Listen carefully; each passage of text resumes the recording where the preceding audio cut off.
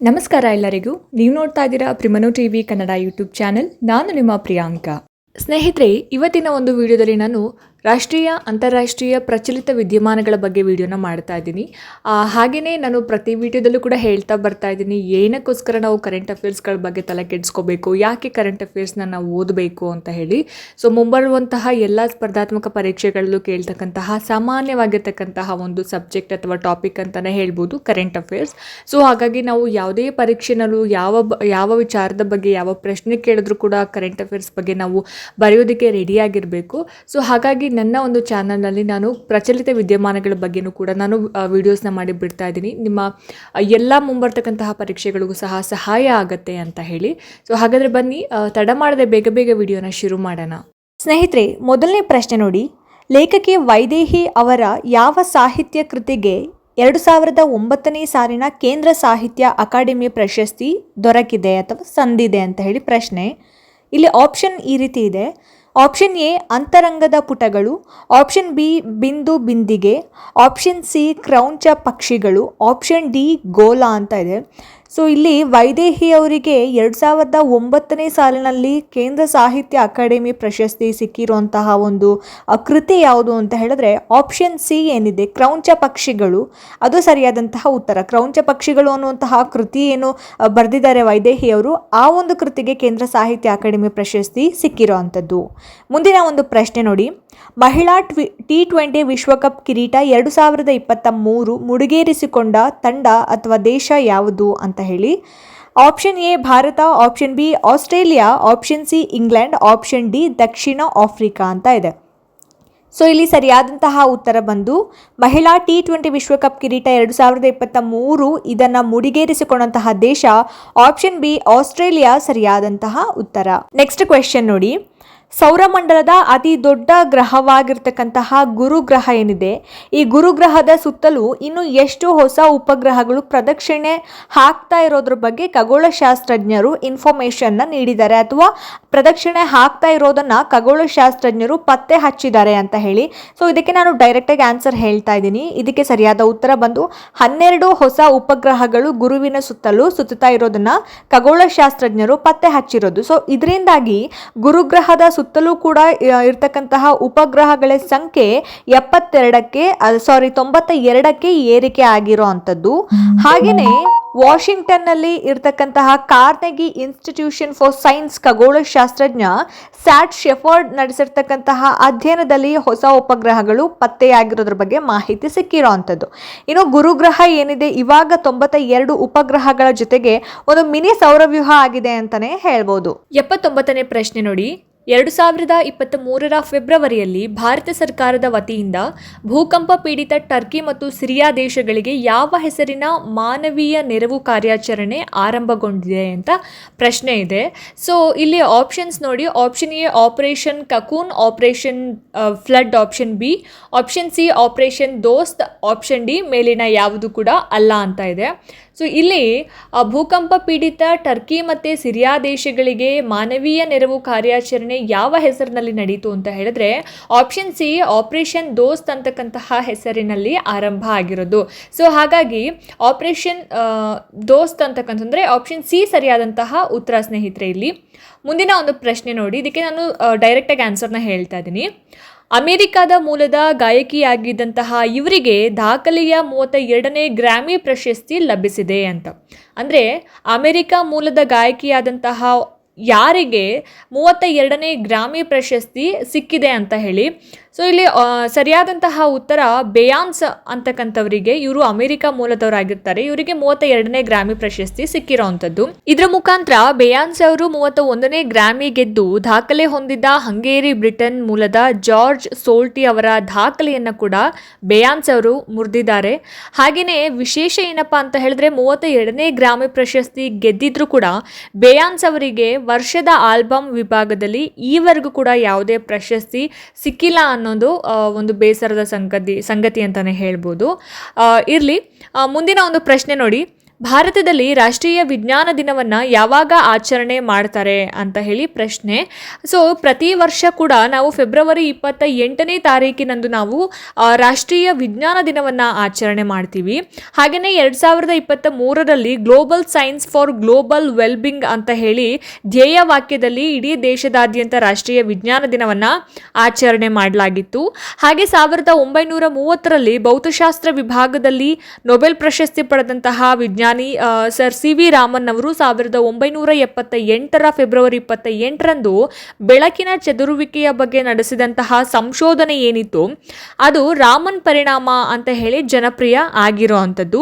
So ಈ ಹಿನ್ನೆಲೆಯಲ್ಲಿ February 28ನೇ ತಾರೀಕಿನಂದು ಅಥವಾ ಫೆಬ್ರವರಿ 28ನ್ನ ರಾಷ್ಟ್ರೀಯ ವಿಜ್ಞಾನ ದಿನವನ್ನಾಗಿ ಆಚರಣೆ ಮಾಡುವಂಥದ್ದು. ಸೊ ನಾನು ಎಕ್ಸ್ಟ್ರಾ ಏನು ಪಾಯಿಂಟ್ಸ್ ಹೇಳ್ತಾ ಇರ್ತೀನಲ್ವ, ಸೊ ನೀವು ಅದನ್ನು ಪಾಯಿಂಟ್ ಮಾಡಿಕೊಂಡ್ರೆ ಅದರಲ್ಲೂ ಕೂಡ ಕೆಲವೊಂದು ಪ್ರಶ್ನೆಗಳನ್ನು ಫಾರ್ಮ್ ಮಾಡಿ ಕೊಡ್ತಾರೆ. ಸೊ ಹಾಗಾಗಿ ನಾನು ಬಹಳ ಇಂಪಾರ್ಟೆಂಟ್ ಆಗಿರೋ ಪ್ರಶ್ನೆಯನ್ನು ಮಾತ್ರ ನಾನು ಸ್ಕ್ರೀನ್ ಮೇಲೆ ಹಾಕ್ತಾ ಇದ್ದೀನಿ. ಇನ್ನು ಕೆಲವನ್ನ ನಾನು ಹಾಗೆ ಡೈರೆಕ್ಟಾಗಿ ಹೇಳ್ಕೊಂಡು ಹೋಗ್ತಾ ಇದ್ದೀನಿ. ಸೊ ಹಾಗಾಗಿ ನೀವು ಒಂದು ಪೆನ್ ಮತ್ತು ಒಂದು ಬುಕ್ಕನ್ನ ಇಟ್ಕೊಂಡು ನಾನು ಹೇಳೋಂಥ ಪಾಯಿಂಟ್ಸ್ನ ನೋಟ್ ಮಾಡಿಕೊಂಡ್ರೆ ಖಂಡಿತವಾಗ್ಲೂ ಅವುಗಳು ಕೂಡ ನಿಮಗೆ ಹೆಲ್ಪ್ ಆಗ್ತಾ ಹೋಗುತ್ತೆ. ಮುಂದುವರ್ಸೋಣ. ಇನ್ನು ಅದೇ ರೀತಿ ಭಾರತೀಯ ವಿಜ್ಞಾನ ಸಂಸ್ಥೆಯ ಮೊದಲ ನಿರ್ದೇಶಕರಾಗಿಯೂ ಕೂಡ CV ರಾಮನ್ ಅವರು 1933ರಲ್ಲಿ ನೇಮಕವಾಗ್ತಾರೆ. ಇನ್ನು 1948ರಲ್ಲಿ ಬೆಂಗಳೂರಿನಲ್ಲಿ ರಾಮನ್ ಸಂಶೋಧನಾ ಸಂಸ್ಥೆಯನ್ನು ಕೂಡ ಇವರು ಸ್ಥಾಪನೆ ಮಾಡುವಂಥದ್ದು. ಅದರ ಜೊತೆಗೆ 1954ರಲ್ಲಿ ಭಾರತ ರತ್ನ ಪ್ರಶಸ್ತಿಯನ್ನ ಕೇಂದ್ರ ಸರ್ಕಾರ ನೀಡಿ ಇವರಿಗೆ ಗೌರವವನ್ನು ಕೂಡ ನೀಡಿರುವಂಥದ್ದು. ಯಾರಿಗೆ? CV ರಾಮನ್ ಅವರಿಗೆ. ಮುಂದಿನ ಒಂದು ಪ್ರಶ್ನೆ ನೋಡಿ, 14ನೇ ಆವೃತ್ತಿಯ ಏರ್ ಇಂಡಿಯಾ ಪ್ರದರ್ಶನ ಎಲ್ಲಿ ನಡೆಯಿತು ಅಂತ ಪ್ರಶ್ನೆ ಇರುವಂಥದ್ದು. ಸೊ ಇದಕ್ಕೆ ಸರಿಯಾದ ಉತ್ತರ ಬಂದು ಬೆಂಗಳೂರು. ನಮ್ಮ ಬೆಂಗಳೂರಿನ ಯಲಹಂಕದಲ್ಲಿ 14ನೇ ಆವೃತ್ತಿಯ ಏರ್ ಇಂಡಿಯಾ ಪ್ರದರ್ಶನ ನಡೆಯುತ್ತೆ. ಇದು ಏಷ್ಯಾದ ಅತಿ ದೊಡ್ಡ ಏರ್ ಶೋ ಅಂತಲೇ ಹೇಳ್ಬೋದು. ಹಾಗೆಯೇ ಬೆಂಗಳೂರಿನ ಯಲಹಂಕದ ವಾಯುನೆಲೆಯಲ್ಲಿ 2023 ಫೆಬ್ರವರಿ 13ನೇ ತಾರೀಕಿನಿಂದ 17ನೇ ತಾರೀಕಿನ ತನಕನೂ ಕೂಡ ನಡೆದಿರ್ತಕ್ಕಂತಹ ಈ ಏರ್ ಶೋ ಕೇಂದ್ರ ರಕ್ಷಣಾ ಸಚಿವಾಲಯದ ಆತಿಥ್ಯದಲ್ಲಿ ಜರುಗುತ್ತೆ. ಕಂಟಿನ್ಯೂಸ್ ಆಗಿ 5 ದಿನಗಳ ಕಾಲ ನಡೆಯುವಂತಹ ಈ ಒಂದು ಏರ್ ಶೋ. ಹಾಗೆಯೇ ಈ 5 ದಿನಗಳ ಪ್ರದರ್ಶನದಲ್ಲಿ 6.5 ಲಕ್ಷ ಮಂದಿ ಅಂದರೆ 6.5 ಲಕ್ಷ ಮಂದಿ ಈ ಏರ್ ಶೋ ಅನ್ನ ವೀಕ್ಷಣೆ ಮಾಡಿರುವಂಥದ್ದು. ಒಟ್ಟಾರೆಯಾಗಿ ಪ್ರದರ್ಶನದಲ್ಲಿ 80 ಕೋಟಿ ರೂಪಾಯಿ ಮೌಲ್ಯದ ಒಪ್ಪಂದಗಳು ಕೂಡ ಏರ್ಪಟ್ಟಿರುವಂಥದ್ದು. ಇನ್ನು ಏಷ್ಯಾದ ಅತ್ಯಂತ ದೊಡ್ಡ ಏರ್ ಶೋ, ಹಾಗೆ ಪ್ರತಿ 2 ವರ್ಷಗಳಿಗೆ ಒಂದ್ಸಲ ಆಯೋಜನೆ ಮಾಡಲಾಗ್ತಕ್ಕಂತಹ ಏರ್ ಶೋ ಇದಾಗಿದೆ. ಇನ್ನು ಮೊದಲನೇ ಬಾರಿಗೆ ಏರ್ ಶೋ ಎಷ್ಟರಲ್ಲಿ ಸ್ಟಾರ್ಟ್ ಆಗಿದ್ದು ಅಂತ ಹೇಳಿದ್ರೆ 1996ರಲ್ಲಿ ಯಲಹಂಕದ ವಾಯುನೆಲೆಯಲ್ಲಿ ಈ ಒಂದು ಏರ್ ಇಂಡಿಯಾ ವೈಮಾನಿಕ ಪ್ರದರ್ಶನ ಶುರುವಾಗಿರುವಂಥದ್ದು. ಸೊ 1996ಇಂದ 2023 ತನಕ ಒಟ್ಟಾರೆ 14 ಏರ್ ಶೋಗಳು ಆಯೋಜನೆ ಮಾಡಿರುವಂಥದ್ದು. ಇನ್ನು ಪ್ಯಾರಿಸ್ ಏರ್ ಶೋ ಏನಿದೆ ಇಡೀ ಜಗತ್ತಿನಲ್ಲಿ ಪ್ರಥಮ ಸ್ಥಾನದಲ್ಲಿ ಇರುವಂಥದ್ದು. ಜೊತೆಗೆ ಪುರಾತನ ಏರ್ ಶೋ ಅಂತ ಹೇಳಿ ಹೆಸರನ್ನ ಪಡ್ಕೊಂಡಿರುವಂಥದ್ದು. ಈ ಒಂದು ಪ್ಯಾರಿಸ್ ಏರ್ ಶೋ ಯಾವಾಗ ಆರಂಭ ಆಯಿತು ಅಂತ ಹೇಳಿದ್ರೆ 1909ರಲ್ಲಿ ಆರಂಭವಾಗಿರ್ತಕ್ಕಂತಹ ಈ ಒಂದು ಪ್ಯಾರಿಸ್ ಏರ್ ಶೋ ಏನಿದೆ ನಿರಂತರವಾಗಿ ಈ ಒಂದು ಏರ್ ಶೋನ ಇವಾಗಲೂ ಕೂಡ ಮುಂದುವರಿಸಿಕೊಂಡು ಬರ್ತಾ ಇರುವಂಥದ್ದು. 83ನೇ ಪ್ರಶ್ನೆ ನೋಡಿ, ದೇಶದ 148ನೇ ವಿಮಾನ ನಿಲ್ದಾಣ ಎಲ್ಲಿ ಉದ್ಘಾಟನೆಯಾಯಿತು ಅಂತ ಹೇಳಿ. ಸೊ ಇದಕ್ಕೆ ಉತ್ತರ ಬಂದು ಶಿವಮೊಗ್ಗದಲ್ಲಿ 148ನೇ ವಿಮಾನ ನಿಲ್ದಾಣ ಉದ್ಘಾಟನೆಯಾಗಿರೋ ಅಂಥದ್ದು. ಶಿವಮೊಗ್ಗದ ಸೋಗಾನೆಯಲ್ಲಿ ಈ ವಿಮಾನ ನಿಲ್ದಾಣವನ್ನು ನಿರ್ಮಾಣ ಮಾಡಿರೋ ಅಂಥದ್ದು. ಹಾಗೆಯೇ ಈ ಒಂದು ವಿಮಾನ ನಿಲ್ದಾಣ ಏನಿದೆ ಬಹಳನೇ ಅತ್ಯಾಧುನಿಕ ಸೌಲಭ್ಯವನ್ನು ಹೊಂದಿರತಕ್ಕಂತಹ ದೇಶದ 35ನೇ ರಾಜ್ಯದ 3ನೇ ಅಂತಾರಾಷ್ಟ್ರೀಯ ವಿಮಾನ ನಿಲ್ದಾಣ ಅಂತಕ್ಕಂತಹ ಹೆಗ್ಗಳಿಕೆಗೆ ಕೂಡ ಪಾತ್ರವಾಗಿರುವಂಥದ್ದು. ಅಂದರೆ ದೇಶದಲ್ಲೇ 35ನೇ ಸ್ಥಾನ, ಹಾಗೆ ರಾಜ್ಯದ 3ನೇ ಅಂತಾರಾಷ್ಟ್ರೀಯ ವಿಮಾನ ನಿಲ್ದಾಣ ಅಂತಕ್ಕಂತಹ ಹೆಗ್ಗಳಿಕೆ. ಇನ್ನು ರಾಜ್ಯದ 2ನೇ ಅತಿ ಉದ್ದದ ರನ್ವೇಯನ್ನು ಹೊಂದಿರತಕ್ಕಂತಹ ವಿಮಾನ ನಿಲ್ದಾಣ ಅನ್ನುವಂತಹ ಹೆಗ್ಗಳಿಕೆಯನ್ನು ಕೂಡ ಶಿವಮೊಗ್ಗ ವಿಮಾನ ನಿಲ್ದಾಣ ತಗೊಂಡಿರುವಂಥದ್ದು. ಹಾಗೆ ಈ ವಿಮಾನ ನಿಲ್ದಾಣ ಏನಿದೆ ರಾಜ್ಯದ 9ನೇಯ ಮತ್ತೆ ಮಧ್ಯ ಕರ್ನಾಟಕದ ಮೊದಲ ವಿಮಾನ ನಿಲ್ದಾಣ ಅನ್ನುವಂತಹ ಒಂದು ಹೆಸರಿಗೂ ಕೂಡ ಪಾತ್ರವಾಗಿರುವಂಥದ್ದು. ಮುಂದಿನ ಪ್ರಶ್ನೆ, ರಾಷ್ಟ್ರೀಯ ಮತ್ತು ರಾಜ್ಯ ಹೆದ್ದಾರಿಗಳ ಪಕ್ಕದಲ್ಲಿ ಪ್ರಾಣಿಗಳ ಮತ್ತು ಮಾನವರ ಅತಿಕ್ರಮಣವನ್ನು ತಡೆಯುವ ಉದ್ದೇಶದಿಂದ ಯಾವ ರಾಜ್ಯ ವಿಶ್ವದಲ್ಲೇ ಮೊದಲು ಹೆದ್ದಾರಿಗೆ ಬಿದಿರಿನ ತಡೆಗೋಡೆಯನ್ನು ನಿರ್ಮಾಣ ಮಾಡಿದೆ ಅಂತ ಹೇಳಿ. ಅಂದರೆ ಈ ನ್ಯಾಷನಲ್ ಹೈವೇಸಲ್ಲೆಲ್ಲ ಈ ಪ್ರಾಣಿಗಳು ಮತ್ತು ಕೆಲವು ಮಾನವರ ಒಂದು ಆಕ್ರಮಣವನ್ನು ತಡೆಯೋದಕ್ಕೋಸ್ಕರ ರಾಜ್ಯ ಸರ್ಕಾರ ಏನು ಮಾಡಿದೆ ಅಂತ ಹೇಳಿದ್ರೆ ಬಿದಿರಿನ ಒಂದು ತಡೆಗೋಡೆಯನ್ನು ನಿರ್ಮಾಣ ಮಾಡಿದೆ. ಅದು ಯಾವ ರಾಜ್ಯ ಸರ್ಕಾರ ಅಂತ ಹೇಳಿ ಇಲ್ಲಿ ಪ್ರಶ್ನೆ ಇರೋಂಥದ್ದು. ಸೊ ಯಾವ ರಾಜ್ಯ ಸರ್ಕಾರ ಅಂತ ಹೇಳಿದ್ರೆ ಮಹಾರಾಷ್ಟ್ರ ರಾಜ್ಯ ಸರ್ಕಾರ ಈ ಒಂದು ಹೆದ್ದಾರಿಗೆ ಬಿದಿರಿನ ತಡೆಗೋಡೆಯನ್ನು ನಿರ್ಮಾಣ ಮಾಡಿರುವಂಥದ್ದು. ಇಲ್ಲಿ ಮಹಾರಾಷ್ಟ್ರದ ಚಂದ್ರಾಪುರ ಮತ್ತು ಯವತ್ಮಾಳ್ ಜಿಲ್ಲೆಗಳನ್ನು ಸಂಪರ್ಕ ಮಾಡ್ತಕ್ಕಂತಹ ಹೆದ್ದಾರಿಯಲ್ಲಿ ಬರುವಂತಹ ಮಣಿವರೋರ ಹೆದ್ದಾರಿಯಲ್ಲಿ ಸುಮಾರು 200 ಮೀಟರ್ ಉದ್ದಕ್ಕೆ ಈ ಒಂದು ಬಿದಿರಿನ ತಡೆಗೋಡೆಯನ್ನು ಅಳವಡಿಸಲಾಗಿರುವಂಥದ್ದು. ಸೊ ಈ ಬಿದಿರನ್ನ ಏನಂತ ಹೇಳ್ತಾರೆ ಅಂತ ಹೇಳಿದ್ರೆ ಹಸಿರು ಚಿನ್ನ ಅಂತ ಕೂಡ ಈ ಬಿದಿರನ್ನ ಕರೆಯುವಂಥದ್ದು. ಸೊ ಮುಂದಿನ ಪ್ರಶ್ನೆ 85ನೇ ಪ್ರಶ್ನೆ ನೋಡಿ, ಒಳಚರಂಡಿಗಳನ್ನು ಸ್ವಚ್ಛಗೊಳಿಸಲು ರೋಬೋಟ್ ಬಳಕೆ ಮಾಡಿದಂತಹ ನಮ್ಮ ಭಾರತ ದೇಶದ ಮೊದಲ ರಾಜ್ಯ ಯಾವುದು ಅಂತ ಹೇಳಿ. Option A Karnataka, option B Kerala, option C Uttar Pradesh, option D Tamil Nadu.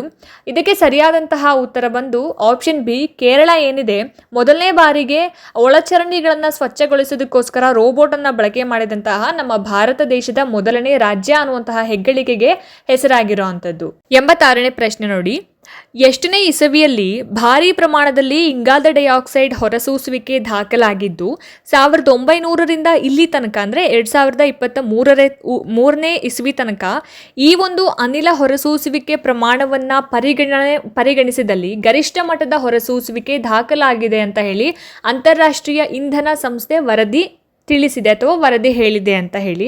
So ಯಾವ ವರ್ಷದಲ್ಲಿ ಅತಿ ಹೆಚ್ಚಿನ ಪ್ರಮಾಣದಲ್ಲಿ ಈ ಒಂದು ಇಂಗಾಲದ ಡೈಆಕ್ಸೈಡ್ನ ಹೊರಸೂಸುವಿಕೆಯ ಪ್ರಮಾಣ ಗರಿಷ್ಠವಾಗಿದೆ ಅಂತ ಹೇಳಿ ಪ್ರಶ್ನೆ ಇರುವಂಥದ್ದು. ಸೊ ನಿಮ್ಮ option A 2020, option B 2022, option C 2021, option D 2023. ಇದಕ್ಕೆ ಸರಿಯಾದಂತಹ ಉತ್ತರ ಬಂದು ಆಪ್ಷನ್ ಬಿ 2022 ಸರಿಯಾದಂತಹ ಉತ್ತರ. 87ನೇ ಪ್ರಶ್ನೆ ನೋಡಿ, ಕರ್ನಾಟಕದ ಆರ್ಥಿಕ ಸಮೀಕ್ಷೆ 2022-23 ಕುರಿತಂತೆ ಈ ಕೆಳಗೆ ಕೊಟ್ಟಿರ್ತಕ್ಕಂತಹ ಹೇಳಿಕೆಗಳನ್ನು ಗಮನಿಸಿ. ಈ ಹೇಳಿಕೆಗಳಲ್ಲಿ ಯಾವುದು ಕರೆಕ್ಟ್ ಆಗಿದೆ ಅನ್ನೋದನ್ನು ನಾವು ಹೇಳಬೇಕಾಗುತ್ತೆ. ಮೊದಲನೇದು ನೋಡಿ, ಆಪ್ಷನ್ ಎ, ನಮ್ಮ ರಾಜ್ಯದ ಅಭಿವೃದ್ಧಿ ಪಥದಲ್ಲಿ GSDPಯಲ್ಲಿ ಕೃಷಿ ಕ್ಷೇತ್ರ 15.36% ಅಭಿವೃದ್ಧಿಯನ್ನು ಕಂಡಿದೆ.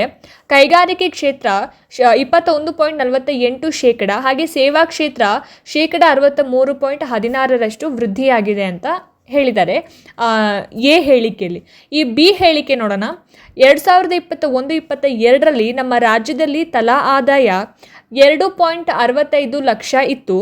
ಅದು 2022-23ನೇ ಸಾಲಿನಲ್ಲಿ ಅದು 3 ಲಕ್ಷಕ್ಕೆ ಏರಿಕೆಯಾಗಿದೆ, ಅಂದರೆ 13.6% ಹೆಚ್ಚಳ ಆಗಿದೆ. ಅಖಿಲ ಭಾರತ ಮಟ್ಟದಲ್ಲಿ ಅದು ರೂಪಾಯಿ 1.70 ಲಕ್ಷದಷ್ಟಿದೆ, ಅಂದರೆ ರಾಜ್ಯದ ತಲಾ ಆದಾಯ ರಾಷ್ಟ್ರ ಮಟ್ಟಕ್ಕಿಂತ ಹೆಚ್ಚಾಗಿದೆ ಅಂತ ಹೇಳಿ. ಇನ್ನು ಹೇಳಿಕೆ 3 ನೋಡಿ, ನಮ್ಮ ರಾಜ್ಯದಲ್ಲಿ 2856 ಯೋಜನೆಗಳಿದ್ದಾವೆ, ಇವುಗಳಿಗೆ ಸಂಪನ್ಮೂಲ ಹಂಚಿಕೆ ಮಾಡೋದು ಒಂದು ದೊಡ್ಡ ಸಮಸ್ಯೆಯಾಗಿದೆ ಅಂತ ಹೇಳಿ. ಈ ಮೇಲಿನ ಹೇಳಿಕೆಗಳಲ್ಲಿ ಯಾವುದು ಸರಿಯಾಗಿದೆ? ಹೇಳಿಕೆ ಎ, ಬಿ, ಸಿ ಈ 3 ಹೇಳಿಕೆಗಳಲ್ಲಿ ಯಾವ ಹೇಳಿಕೆ ಸರಿಯಾಗಿದೆ ಅನ್ನುವಂಥದ್ದು.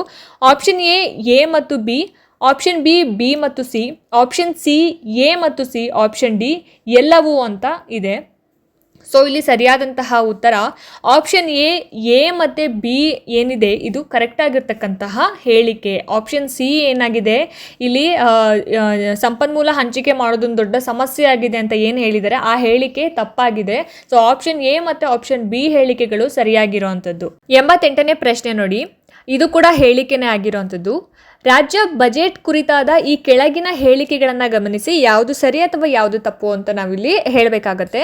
ಇಲ್ಲಿ ನೋಡಿ, ಮೊದಲನೇ ಹೇಳಿಕೆ ಅಂದರೆ ಹೇಳಿಕೆ ಎ, ರಾಜಸ್ವ ಸ್ವೀಕೃತಿಯ 60% ಮೊತ್ತವು ವೇತನ, ಪಿಂಚಣಿ, ಬಡ್ಡಿ ಪಾವತಿ ಹಾಗೆಯೇ ಆಡಳಿತಾತ್ಮಕ ವೆಚ್ಚಗಳಿಗೆ ಕರ್ನಾಟಕದಲ್ಲಿ ವಿನಿಯೋಗ ಆಗ್ತಾ ಇದೆ ಅಂತ ಒಂದನೇ ಹೇಳಿಕೆ. ಎರಡನೇ ಹೇಳಿಕೆ, ಮುಖ್ಯಮಂತ್ರಿ ವಿದ್ಯಾಶಕ್ತಿ ಯೋಜನೆ ಮುಖಾಂತರ ಸರ್ಕಾರಿ ಪದವಿ ಪೂರ್ವ ಮತ್ತು ಪದವಿ ಕಾಲೇಜುಗಳಲ್ಲಿ ಪ್ರವೇಶ ಪಡಿತಕ್ಕಂತಹ ಎಲ್ಲ ವಿದ್ಯಾರ್ಥಿಗಳಿಗೆ ಸಂಪೂರ್ಣ ಶುಲ್ಕ ವಿನಾಯಿತಿಯನ್ನು ನೀಡಲಾಗ್ತಿದೆ ಅನ್ನೋದು ಹೇಳಿಕೆ 2. ಇನ್ನು ಹೇಳಿಕೆ 3 ನೋಡಿ, ಪರಿಸರದ ಮೇಲೆ ಮಾನವ ನಿರ್ಮಿತ ದುಷ್ಪರಿಣಾಮಗಳನ್ನು ಸರಿದೂಗಿಸಲು ವಿವಿಧ ಯೋಜನೆಗಳನ್ನು ರೂಪಿಸಿ ಅನುಷ್ಠಾನಗೊಳಿಸಲಾಗ್ತಾ ಇದೆ. ಕೃಷ್ಣಾ ನದಿ ಜಲಾನಯನ ಪ್ರದೇಶದಲ್ಲಿ 160 ಕಿಲೋಮೀಟರ್ ಉದ್ದದ ಅರಣ್ಯೀಕರಣಕ್ಕೆ ಕ್ರಮ ಕೈಗೊಳ್ಳಲಾಗ್ತಾ ಇದೆ ಅನ್ನೋದು 3ನೇ ಹೇಳಿಕೆ. 4ನೇ ಹೇಳಿಕೆ, ಜೀವಸುಧೆ ಕ್ಯಾನ್ಸರ್ ಪತ್ತೆ ಶಿಬಿರವನ್ನು ರಾಜ್ಯದಲ್ಲಿ ಆಯೋಜನೆ ಮಾಡಲಾಗ್ತಾ ಇದೆ ಅಂತ ಹೇಳಿ 4 ಹೇಳಿಕೆ. ಈ 4 ಹೇಳಿಕೆಗಳಲ್ಲಿ ಯಾವುದು ಸರಿಯಾಗಿದೆ ಅಂತ ಹೇಳಿ 4 ಆಪ್ಷನ್ ಕೊಟ್ಟಿದ್ದಾರೆ. ಆಪ್ಷನ್ ಎ ಮತ್ತು ಸಿ, ಆಪ್ಷನ್ ಬಿ ಎ ಮತ್ತು ಬಿ, ಆಪ್ಷನ್ ಸಿ ಬಿ ಮತ್ತು ಸಿ, ಆಪ್ಷನ್ ಡಿ ಮೇಲಿನ ಎಲ್ಲ ಹೇಳಿಕೆಗಳು ಸರಿ ಅಂತ ಇದೆ. ಸೊ ಇದಕ್ಕೆ ಸರಿಯಾದಂತಹ ಉತ್ತರ ಬಂದು ಆಪ್ಷನ್ ಡಿ ಏನಿದೆ, ಮೇಲಿನ ಎಲ್ಲ ಹೇಳಿಕೆಗಳು ಸರಿ ಅನ್ನೋದು ಕರೆಕ್ಟ್ ಆಗಿರ್ತಕ್ಕಂತಹ ಉತ್ತರ. ಈ 4 ಹೇಳಿಕೆಗಳು ಏನಿದೆ ಅದನ್ನ ನಮ್ಮ ಕರ್ನಾಟಕ ರಾಜ್ಯದಲ್ಲಿ ಇಂಪ್ಲಿಮೆಂಟ್ ಮಾಡಿರುವಂಥದ್ದು. ಸೊ ಹಾಗಾಗಿ ಈ 4 ಹೇಳಿಕೆಗಳು ಕೂಡ ಸರಿಯಾಗಿದೆ. ಉತ್ತರ ಆಪ್ಷನ್ ಡಿ, ಈ ಮೇಲಿನ ಎಲ್ಲ ಹೇಳಿಕೆಗಳು ಕೂಡ ಸರಿ ಅನ್ನೋದು. 89ನೇ ಪ್ರಶ್ನೆ ನೋಡಿ, ರಾಜ್ಯ ಬಜೆಟ್ನಲ್ಲಿ ಕನ್ನಡ ಮಾತೆ ಭುವನೇಶ್ವರಿಯ ಬೃಹತ್ ಮೂರ್ತಿಯನ್ನು ಸ್ಥಾಪನೆ ಮತ್ತು ಥೀಮ್ ಪಾರ್ಕ್ ಅಭಿವೃದ್ಧಿ ಬಗ್ಗೆ ಪ್ರಸ್ತಾಪಿಸಲಾಗಿದೆ. ಅದು ಎಲ್ಲಿ ಸ್ಥಾಪಿಸಲಾಗುತ್ತೆ ಅನ್ನುವಂಥದ್ದು ಪ್ರಶ್ನೆ. ಸೊ ನಿಮ್ಮ ಆಪ್ಷನ್ ಈ ರೀತಿ ಇದೆ. Option A Mangaluru, option B Mysuru, option C Bidar, option D Bengaluru. ಇದಕ್ಕೆ ಸರಿಯಾದಂತಹ ಉತ್ತರ ಬಂದು ಆಪ್ಷನ್ ಡಿ ಬೆಂಗಳೂರು ಕರೆಕ್ಟ್ ಆಗಿರ್ತಕ್ಕಂತಹ ಆನ್ಸರ್. 90ನೇ ಪ್ರಶ್ನೆ, ಸಂತೋಷ್ ಟ್ರೋಫಿ ಫುಟ್ಬಾಲ್ ಟೂರ್ನಿ ವಿಜೇತರ ತಂಡ ಯಾವುದು? Option A Jharkhand, option B Karnataka, option C Meghalaya, option D Tamil Nadu ಅಂತ ಇದೆ. ಇದಕ್ಕೆ ಸರಿಯಾದಂತಹ ಉತ್ತರ ಆಪ್ಷನ್ ಬಿ ಕರ್ನಾಟಕ ಈ ಒಂದು ಟೂರ್ನಿಯ ವಿಜೇತ ತಂಡ ಆಗಿತ್ತು. 91ನೇ ಪ್ರಶ್ನೆ, ಇರಾನಿ ಕಪ್ ಪಂದ್ಯವೊಂದರಲ್ಲಿ ಅತ್ಯಧಿಕ ರನ್ ಗಳಿಸಿದ ದಾಖಲೆ ಯಾರ ಹೆಸರಿನಲ್ಲಿದೆ? Option A Yashasvi Jaiswal, option B Virender Sehwag, option C Virat Kohli, option D Shikhar Dhawan.